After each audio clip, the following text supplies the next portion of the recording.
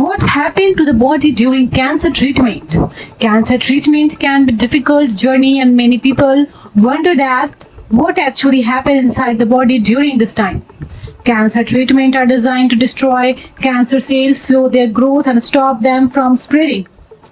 However, some treatment can also affect healthy cells which may lead to side effect.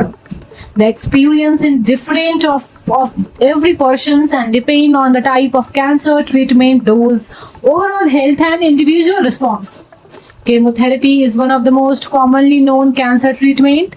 It uses medicines that attack rapidly growing cancer cells.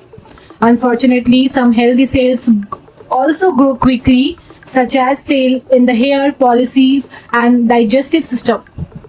This is why the chemotherapy may cause tiredness, nausea, vomiting, hair loss, mouth sores, appetite changes, diarrhea, constipations, or increase the risk of infection. Not every patient experience all this effect. Radiation therapy works differently. It uses high energy radiations to damage cancer cell in a specific area. Because radiation is usually directed at one part of the body, its side effects often depend on the treatment area. A patient may develop skin redness, dryness, irritation, sensitivity, or fatigue. Radiations near the abdomen, for example, may sometimes affect digestion. Surgery may be performed to remove a tumor or a cancerous tissues. After surgery, the body needs time, energy to heal.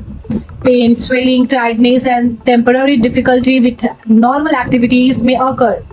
Proper wound care, nutrients, rest, physical activity, and follow-up appointment can support recovery. Another treatment is immunotherapy, which helps the immune system to recognize and attack cancer cells because it activates the immune systems. It can sometimes cause inflammations in healthy tissues. Possible effects included tiredness, even fever, skin changes, dehydration, or inflammations involving organs such as lungs, liver, or thyroid.